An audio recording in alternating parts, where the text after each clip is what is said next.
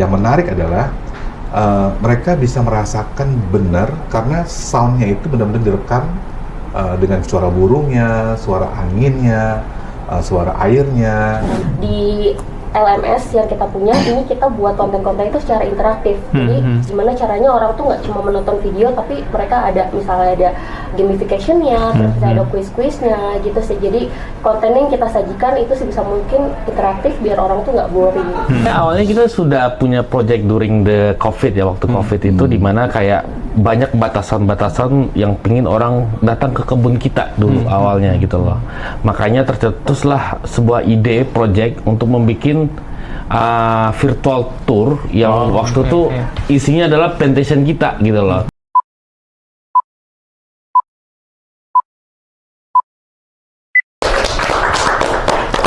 Oke, halo teman-teman, ketemu lagi dengan saya Flory di Tech Connect People Story kali ini. Seperti biasa, Tech Connect People Story adalah ajang kita mendengarkan cerita dari tamu-tamu kita, teman-teman kita, tentang perjalanan karir mereka, tentang pengalaman mereka. Ya, kalau curhat boleh, tapi nggak boleh banyak-banyak. Dan harapannya adalah semoga apa yang mereka ceritakan di sesi kita di People Story itu dapat membawa manfaat. Bisa kasih inspirasi, kasih motivasi, atau mungkin bisa berbagi bahwa oh ternyata ketika mereka melakukan seperti ini bisa kita tiru loh, kita bisa modifikasi atau kita ya copy paste atau kita terapkan dalam keseharian kita, entah itu secara personal maupun profesional. Nah, kali ini kita masih kedatangan tamu dari salah satu pemenang HR Smile. Jadi teman-teman, HR Smile ini adalah salah satu acaranya company kita, grup kita, di mana berbagai macam bisnis pilar ini berkompetisi satu sama lain. Nah, kebetulan yang hadir hari ini adalah yang menang di Enhanced Employee Experience. Oke, kita tepuk tangan dulu buat Amanda, Filia, dan Auditio. Oke, tak kenal maka tak sayang. Makanya kita minta yang paling cantik dulu, kenalan dulu kerjaannya sebenarnya ngapain aja kesehariannya, mungkin bisa kenalan cerita biar kebayang gitu loh. Oke, thank you Pak. Sebelumnya salam kenal, nama saya Filia Amalasari, biasa dipanggil Filia. Saat ini saya Learning Program Specialist di PT Smart, di bawah Pak Amanda. Nah, untuk sekarang kegiatannya, sekarang pegang Learning Management System. Kita punya Learning Management System Pak, namanya Smile, di mana Smile ini merupakan platform pembelajaran untuk karyawan secara digital.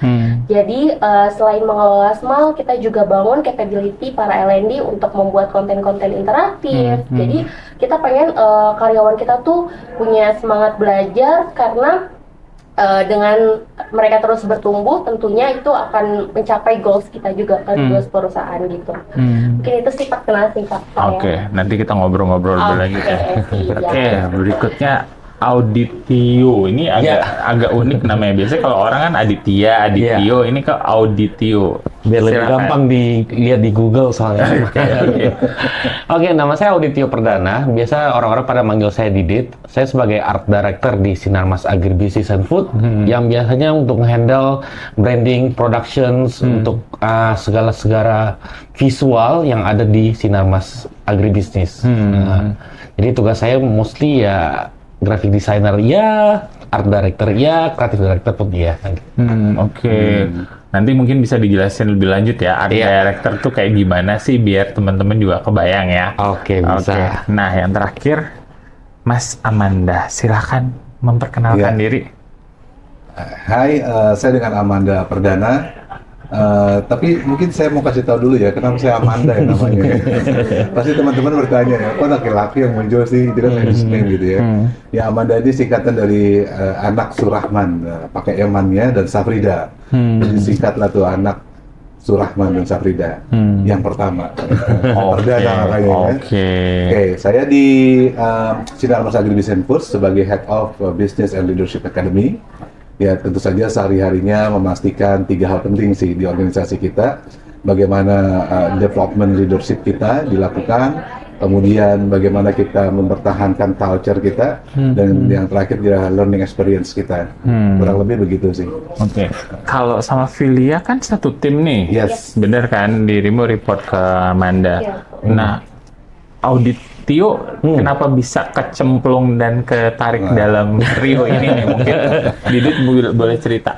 Ya, sebenarnya awalnya kita sudah punya project during the COVID ya, waktu COVID itu di mana kayak banyak batasan-batasan yang pingin orang datang ke kebun kita dulu awalnya gitu loh. Makanya tercetuslah sebuah ide project untuk membuat virtual tour yang waktu itu isinya adalah plantation kita gitu loh. Nggak semua orang pernah datang ke kebun kita, tapi pingin gitu loh. Banyak kendalanya dari izin, terus kita mesti travel dan sebagainya kan. Tapi during COVID itu banyaklah yang bikin susah untuk masuk kebun gitu loh. Makanya kita bikinlah project virtual tour tersebut. Nah, ketika project ini udah jalan, COVID sudah berlalu, tiba-tiba Pak Amanda ada sebuah ide ya waktu itu ya Pak Amanda ya, pingin kayak nge-training orang-orang supaya mengenal kebun lebih baik orang ya. lebih mengenal kebun kita lebih baik. Ya tadinya hanya segelintir orang yang bisa masuk ke kebun kita, dan kita mau extend ini ke 13.000 orang bisa lihat apa sih yang ada di kebun kita. Karena tentu kan ada cost ya untuk mengunjungi site kita kan ya. Ya. Dan itu perjalanan juga panjang berjam-jam juga.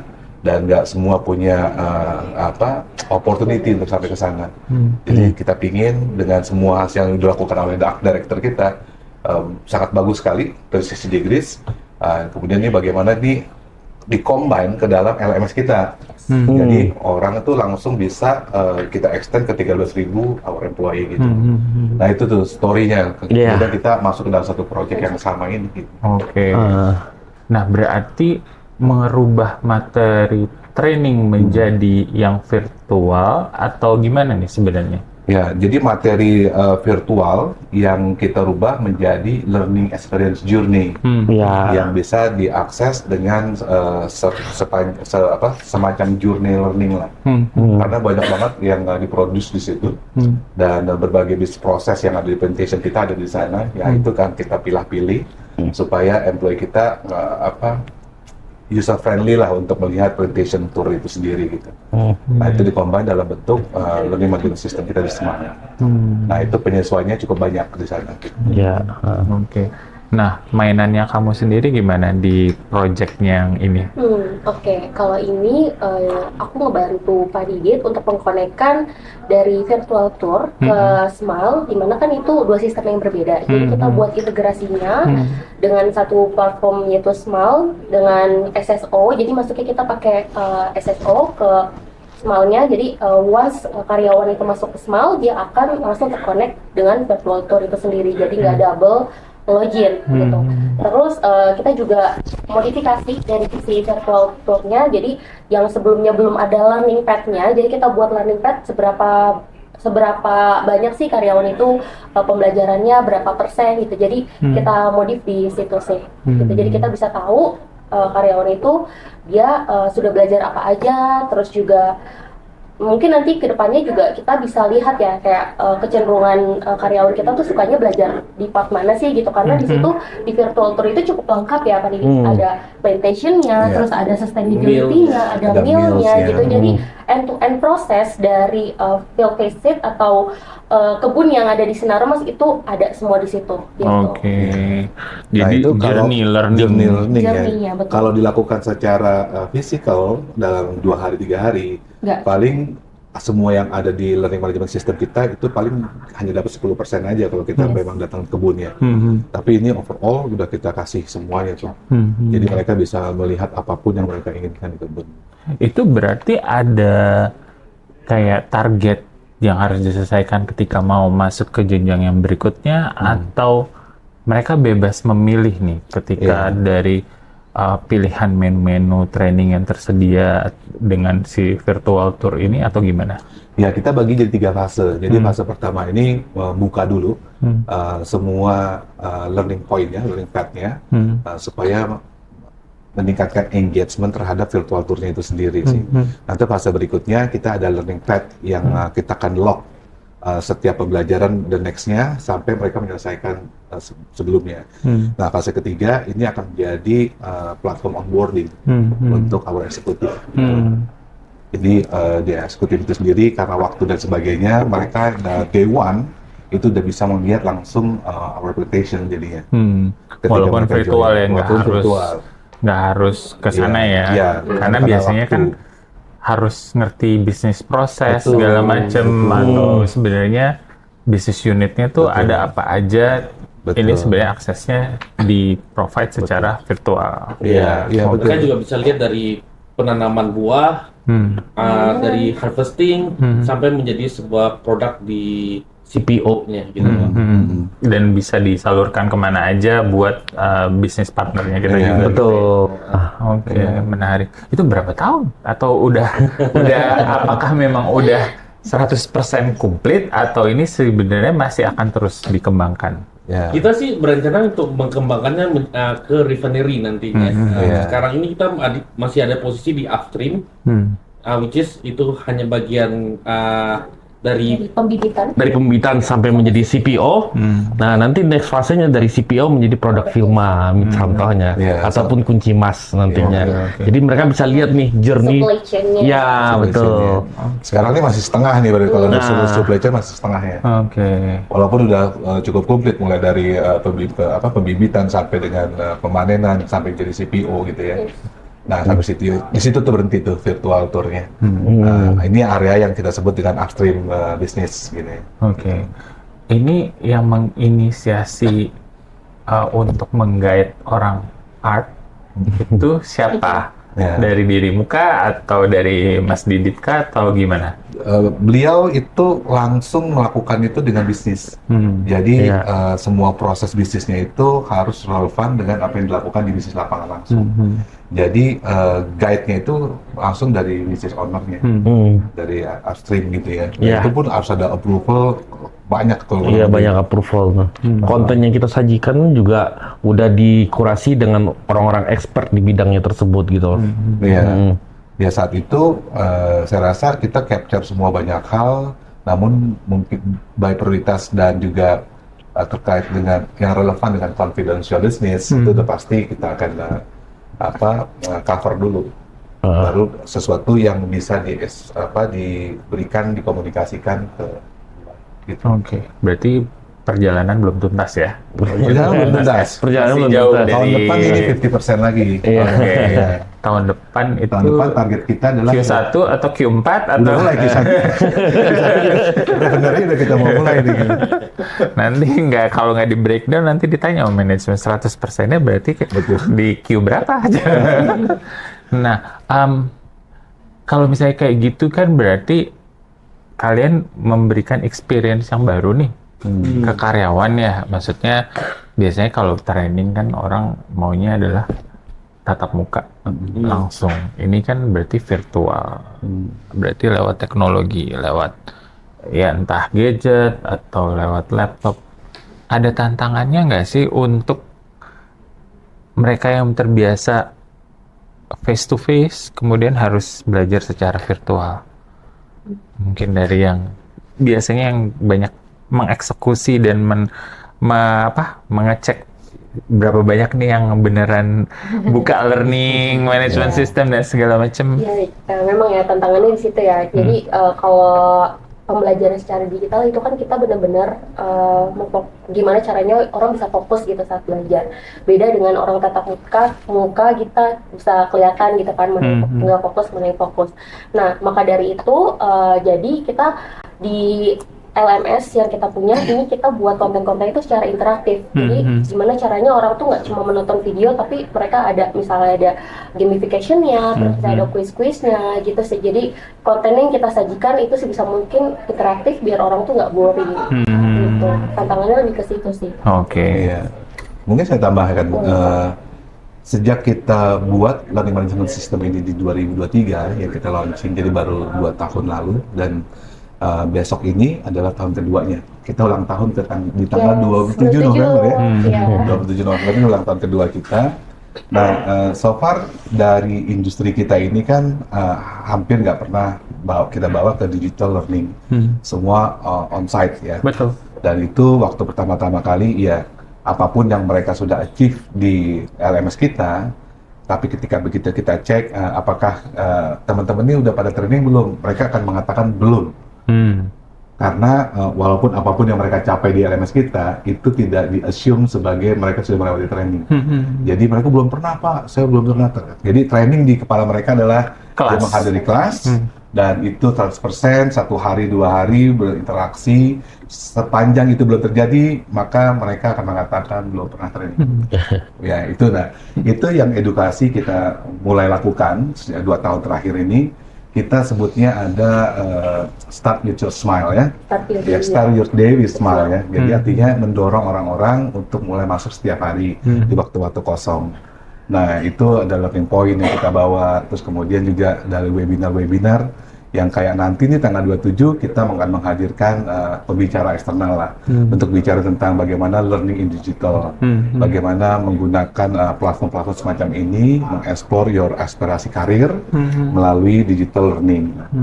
Nah, kemudian juga tapi yang 2 hal yang menjadi bagus untuk mereka mulai lihat apa yang mereka lakukan itu dengan mendorong beberapa modul yang menjadi mandatory dan biasanya. Dan good things-nya, company kita memulainya juga tahun lalu.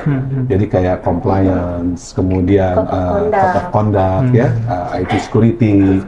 Nah, itu memastikan setiap orang punya learning experience ke LMS. Nah, overall dalam 2 tahun ini, atau setahun terakhir, dari 13.000 employee yang ada, yang bisa mengakses, itu sudah mencapai, mereka artinya login, itu 145.000.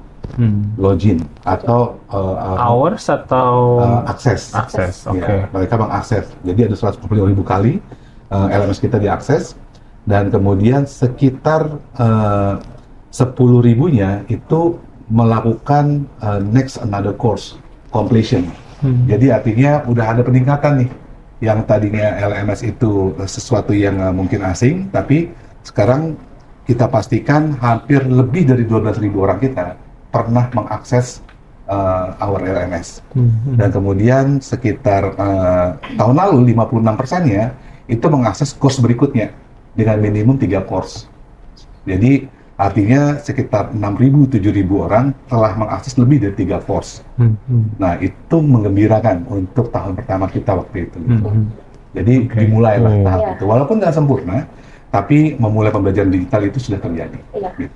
Dan kita juga untuk di pembelajaran itu kita juga di course-nya nggak yang panjang itu durasinya. Ada beberapa yang bite-size learning dan bentuknya itu kayak podcast gitu. Jadi orang bisa sambil kerja, bisa sambil dengerin juga gitu sih.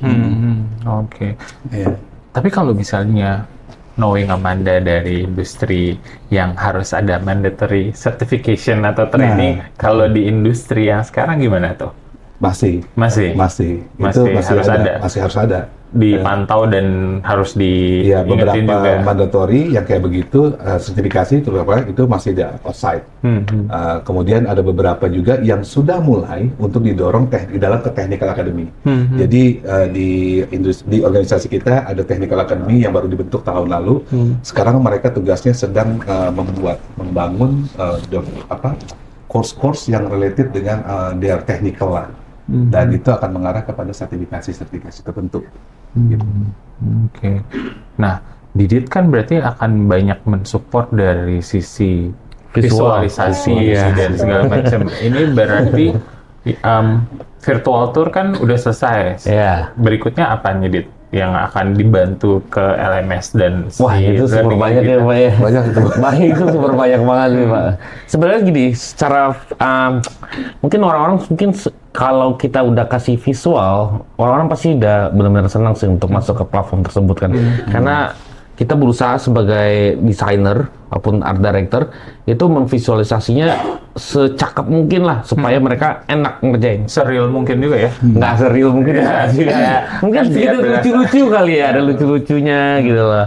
Mungkin supaya mereka lebih happy aja ngerjainnya. Karena kalau banyak teks kan mereka juga bosan kan kadang-kadang. bosan, terus juga kayak kamu bilang tadi ya, tidak termotivasi untuk saya bisa sambil kerja kan. Iya, terus nggak ada interaktifnya juga. Karena begitu saya kadang misal kalau saya baca code of conduct berupa dokumen gitu kan, saya bisa kan, paling sampai 3-4 page saya udah malas gitu loh. Iya. Tapi kalau di sistemnya Bu Filia, Itu kita bisa klik kanan kiri, terus kayak next, terus kadang-kadang juga ada animasinya gitu loh, plus minusnya gitu loh. Habis itu di pertengahan mereka kasih quiz gitu loh, supaya kita recall lagi nih gitu loh. Di situ challenge saya cuma hanya di visualnya doang, tapi semua kontennya semua dari Pak Amanda, dari Bu Filia. Dan harus menunjang biar yang login atau yang mengakses numbersnya juga naik ya. Terus. Sebab itu hubungannya dengan tim Pak Didi dengan art director itu mulai dari maskot LMS-nya, kemudian logo Harus menarik ya. harus menarik, kemudian banner yang ada dari LMS, semua akan dibawa dulu ke Pak Didi. Baru kemudian dari sana diproduksi, poles kembali, approval dari mereka, baru kita bisa put Pak. Gitu. Termasuk juga bahan-bahan campaign kita, banner kita, poster kita gitu. Ada appreciation nggak buat orang yang mengakses banyak course atau yang lebih dulu, misalnya biasanya kasih kalian punya timeline, ternyata itu gimana? Jadi biasanya di setahun sekali ini kita ada penghargaan karyawan, tapi nanti di tanggal 27 November nih di second Small Versary kita, jadi kita undang most active learner yang ada di Small, kita undang di sana, nanti kita akan kasih penghargaan di sana. Gitu sih. Penghargaannya berarti apresiasinya dalam bentuk cash or non cash atau disuruh training lagi? Itu kita ada beberapa sih, ada exclusive merchandise. Iya, terus dia juga ikut exclusive leaders forum. Gitu sih. Termasuk beberapa license yang bisa kita berikan ke mereka untuk next path-nya gitu ya. Oke. Nah, tapi kan knowing industrinya ada yang di site ya. Secara akses buat ke platform LMS-nya ini sendiri, ada kendala nggak sih? Ada tantangan nggak sih? Infrastrukturnya soalnya beda kan antara yang di luar Jawa sama yang bahkan di Jakarta gitu. Jakarta dengan yang di Jawa aja pun kadang-kadang orang merasa bahwa Jakarta masih lebih baik lah. Itu gimana? Nah, infrastruktur itulah yang pertama kali challenge terbesar kita waktu kita pertama meluncurkan ya. Dan beberapa hal yang kita coba akali itu ada sebuah kayak learning hub center di masing-masing plantation yang dimana itu spot untuk signal segala macam itu yang paling baik di tempat itu.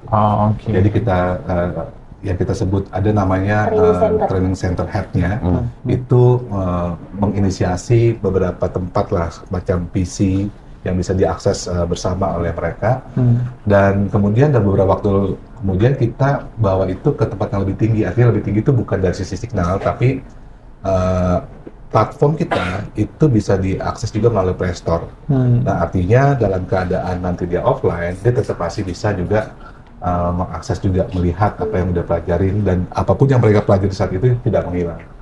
Jadi akan ter-record langsung gitu. Nah, itu kita kembangkan ke situ sih. Nah, tapi semakin hari semakin baik di plantation kita untuk lokasi-lokasi signalnya itu semakin baik sih. Gitu. Jujur itu bertahap sih Pak. Bertahap. Jadi awalnya tuh Small baru bisa diakses oleh intranet. Nah terus nanti kita terus continuous improvement untuk ke internet, terus sekarang kita udah ada di Play Store juga. Gitu. Berarti mereka bisa dari handphone juga Sudah saya. Ya, Desember ini kita akan kerjasama sama App Store. Oke. Mudah-mudahan lancar di tahun ini. Untuk iOS ya Pak ya? Iya, iOS. Berarti iOS belum atau udah? iOS belum, lagi ongoing proses. Ongoing. Mudah-mudahan Desember ini bisa ya. Oke. Nah, itu keseharian proyek kerjaan. Nah, pas HR Smile, apakah itu yang kalian masukkan di proposal atau di presentasi atau beda lagi? Ya, kurang lebih apa yang kita ceritakan tadi lah ya. Iya, yang kita ceritain ini. Jadi yang untuk yang di grup ini kita menyampaikan tentang virtual tour, mengenhance our employee experience ya, dari sisi bagaimana mengunjungi site-site kita. Ya, exactly semua tantangan yang kita ceritakan tadi itu adalah the background dari project yang kita sampaikan kemarin di HR Smart. Oke, berarti fokusnya di virtual tour. Virtual tour. Itu bisa selesai berapa lama ya virtual tournya? Untuk productionnya lumayan challenging, Pak. Untuk productionnya, untuk kita nge-record 360 berapa tempat itu mungkin sekitar habis waktu sekitar per 3 minggu ya, Pak ya. Untuk productions kita balik Langsung ke Jakarta. cepat Balik Jakarta itu challenge-nya itu yang kedua kali, Pak. Karena yang sekali gagal tuh karena jadi cuaca. harus ambil ulang lagi. Cuaca Pak waktu itu karena badai, musim badai, hujan. Nah, habis itu kita pulang ke Jakarta, habis itu kita balik lagi gitu loh. Habis itu untuk nge-develop menjadi sebuah virtual tournya itu makan waktu sekitar 2 bulanan ya. Untuk ngejahitnya. Intense tuh ya. Untuk ngejahit semuanya. Terus kita juga sampai kayak konten apa aja sih yang mau kita masukin gitu kan. Teknologi apa aja sih yang mau kita showing ke mereka gitu loh. Itu lumayan tekstur sekitar 3 bulanan lah Pak ya. 6 bulan bersihnya lah ya. 6 bulan Total bersihnya. semua bisa jadi. Tapi kalau orang mau menyelesaikan virtual tour itu berapa menit? Effortnya dirimu 6 bulan, mereka menyelesaikan si modul virtual tour ini. Itu kan bisa berjam-jam. Bisa berjam-jam itu, makanya tadi Filia bilang fase kedua kita akan punya learning path-nya tuh untuk unlock yang mana mereka bisa akses bertahap. Kita pengen lihat nih mana sih yang paling menarik buat mereka nih, karena begitu banyak informasinya, kemana mereka akan klik. Nah, ini yang kita mau pelajarin di sistem pertama kita nih. Oke. Soalnya di virtual tour itu selain ada deskripsi dari suatu hal gitu ya, kita lengkapin juga detailnya dengan video. Jadi mereka bisa ngeliat nih detail dari proses tersebut tuh kayak gimana sih gitu. Itu sih yang bikin lama di proses pembelajaran di virtual tour itu karena sampai sedetail itu gitu. Ya. Kita lengkapi sedetail mungkin, nanti dengan analisa baru kita lihat learning path mana yang cocok untuk employee get onboarding. Oke.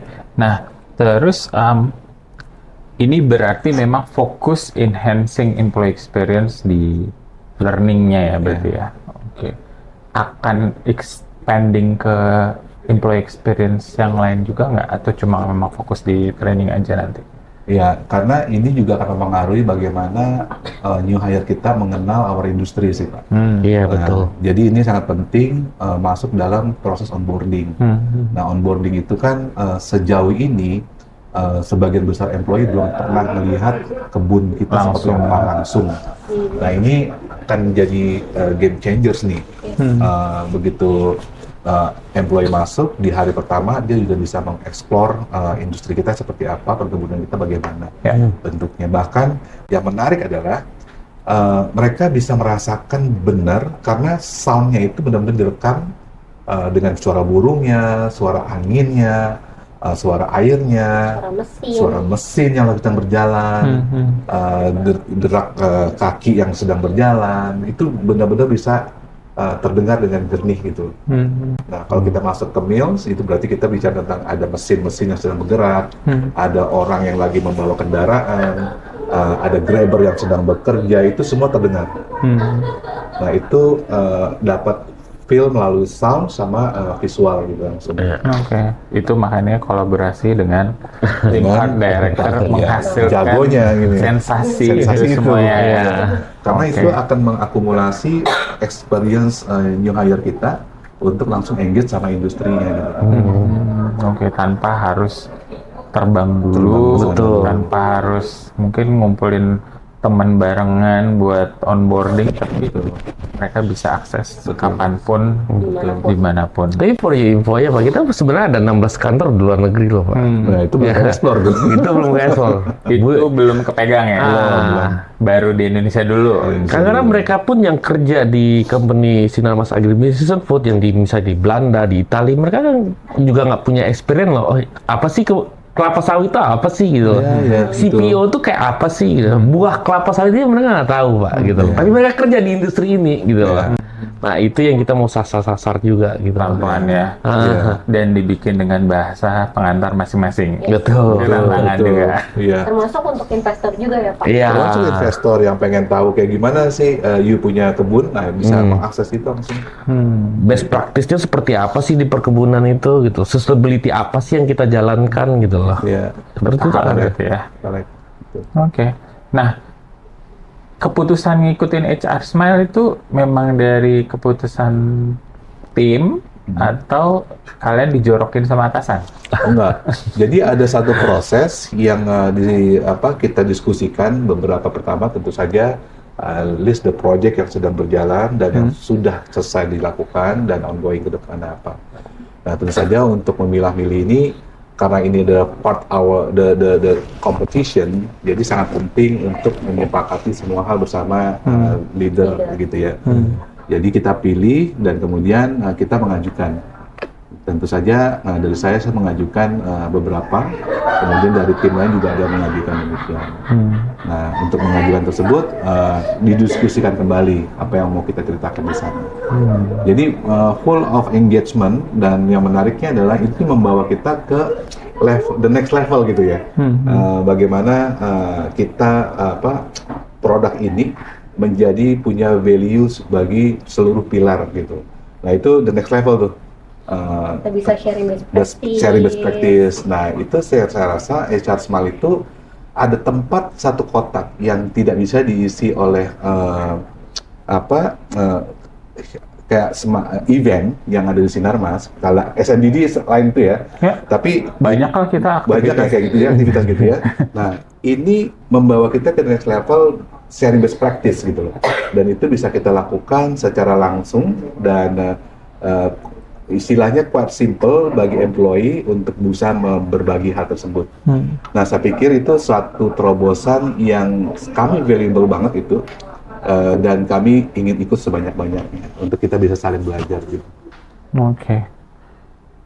Waktu ikut HR Smile tuh saringannya kalian dari berapa tim kemudian sampai masuk ke top 3? Masih ingat nggak? Setahu saya ya, itu ada belasan deh. Ada belasan ya. Ada sebelum top 3. Kalau sebelum top 3 saya nggak tahu. Itu kan ada di area judge juri kali ya. Nggak dikasih tahu berarti ya. Oh, enggak. Oke. Ada ketegangan tertentu pada saat presentasi? Pas Ada. tanya jawab. Waktu ya, karena tight banget nih sama waktu, terus kita harus ngejelasin dari background, terus habis itu latar belakang dari background, terus juga permasalahannya apa, targetnya gimana, sampai impact-nya seperti apa. Itu dalam 10 menit tuh aduh. Hadunya langsung hadu yang penuh makna. Oke. Jadi Filia kayak udah lari-lari gitu ya. Kenapa? Saking banyaknya pengen ceritain. Iya betul. Aku dengar kan tahun depan kalian yang jadi tuan rumah nih. Kami dengar kalau gitu. Memang Diumumkan langsung. Nah, biasanya nanti orang learning yang kena nih, yang harus bantuin ngerjain HR Smile nih. Belum dapat mandatnya atau Belum ada gimana? mandatnya. Belum ada. Siapa tahu bisa dibikin virtual loh. Langsung gitu, langsung dikasih tantangan tuh. Gimana tadi dia? Art directornya. Dan kemudian nanti mungkin nggak harus merasa terengah-engah dengan keterbatasan waktu, bisa accessible virtual, submission-nya juga virtual, kan lebih seru tuh. Kata Filia, kok aku ditambahin kerjaan lagi? Tapi deg-degannya jadi kurang Pak jadinya, karena mereka ujung di sana, ujung di situ. Gitu. Jadi tetap pengen harus dapat sensasi face to face-nya. Ya. Oke, nah learning kemudian kolaborasi dengan tim art untuk memastikan orang stay relevant and update dengan digitalisasi kan nggak mudah. Mungkin ya kalau kita mau bahas, kita nggak akan selesai nih sesinya ini tanpa terasa udah mau di penghujung acara. Mungkin Manda bisa kasih share 1-2 tips untuk apa yang memotivasi atau mendrive dirimu untuk selalu kasih yang terbaik. Karena kan tadi merubah mindset, memastikan orang bisa dapat akses dan segala macam, sehingga orang juga bisa, oh iya ya, aku bisa melakukan ini. Ya, ini mungkin ini personal sekali ya. Jadi saya melihat industri ini melibatkan lebih dari 2 juta orang di Indonesia. Dan itu sebagian besar berada di perkebunan kami. Dan itu 2 juta itu di Indonesia ya. Di Sinarmas sendiri itu udah mencapai 100 ribuan. Nah, ini bicara tentang Indonesian economic. Kemudian industri kelapa sawit itu adalah roda besar di Indonesia. Dan saya pikir dengan terus kita berkarya di industri ini akan membantu secara langsung maupun tidak langsung our economics.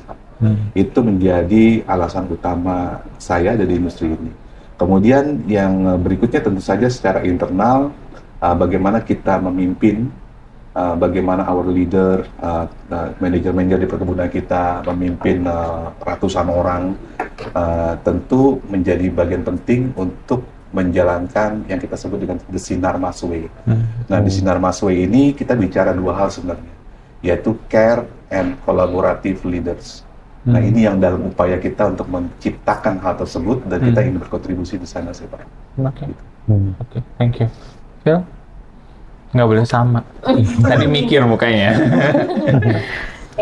Oke. Gimana caranya? Kalau aku suka banget sama satu. Jadi di Sinarmas Agribisnis and Food ini kita punya 15 manajemen principle, di mana salah satunya itu adalah continuous improvement. Jadi gimana caranya setiap harinya kita bisa 1% better every day. Nah, jadi setiap ada ini yang selalu aku terapin ya. Jadi setiap ada problem ini kita nggak melihat itu sebagai problem, hal yang pusing atau apa, tapi sebuah kayak sebuah state of improvement. Jadi kita melihat problem itu state of improvement. Jadi ketika once itu ada problem, berarti itu adalah gimana caranya kita bisa jadi lebih baik gitu. Jadi once itu ada problem, kita melihat nih kira-kira gapnya di mana, terus juga solusinya apa gitu sih. Jadi setiap ada pekerjaan terkait yang kita anggap susah, pasti kita lihat dulu nih kondisi sekarangnya gimana, terus idealnya seperti apa. Jadi kita lihat di situnya sih before after kayak gimana, sesuai target atau enggak. Jadi ada tambahan C lagi. Tadi soalnya share, kolaboratif, continuous improvement. Atau ada istilah lain? Nggak ada lagi, kau udah ambil semua kayaknya. Tapi bagi saya sih teknologi nggak bakal ada habisnya ya Pak ya. Kita selalu pasti ngikutin trends, sekarang AI dan sebagainya. Tapi bagi saya teknologi bukan sebagai ancaman, tapi bagaimana kita juga berkolaborasi dengan teknologi tersebut supaya kita tidak melakukan repeating aja nantinya gitu loh. Sehingga kita tetap bisa jalan terus. Gitu sih Pak. Oke, sip. Kalau gitu, teman-teman tanpa terasa udah di penghujung acara. Lu kok ya finally kita mau nahan kamu lebih lama nanti. Tanpa terasa kalau udah ngobrol ternyata dengan perspektif orang learning dan dibantu sama orang art, jadi dapat insight yang beda ya. Dan gimana mereka bertumbuh, berprogres dari yang sebelumnya face to face ke digital, kemudian journey-nya mereka sendiri di virtual tour buat employee experience tuh menarik banget. Mudah-mudahan sesi kali ini memberikan manfaat dan juga kasih ide-ide baru lah buat teman-teman nih. Oh, ternyata ini bisa diterapkan, ini bisa dilakukan. Oh iya, di tempat aku bisa ada orang art, ada yang jago bikin video yang visualnya lebih keren dan segala macam. Dan bahkan ya kayak tadi, experience-nya berasa walaupun nggak harus datang ke lokasi, berasa bahwa oh aku lagi kayak di pabrik nih, aku lagi di kebun nih dan segala macam. Nah, semoga itu bisa kasih inspirasi, kasih motivasi juga biar nanti keep on improving ya. Keep on improving dengan saling berkolaborasi dengan care. Karena kalau misalnya tadi Manda bilang ya, this is yang dilakukan atau yang dibuat itu ada dampaknya ngaruh ke kehidupan banyak orang. Thank you sekali lagi Thank you. Manda, Didit, sama Filia, waktunya, ceritanya. Buat teman-teman, sampai ketemu di episode Tech Connect People Story berikutnya. Bye-bye. Bye-bye.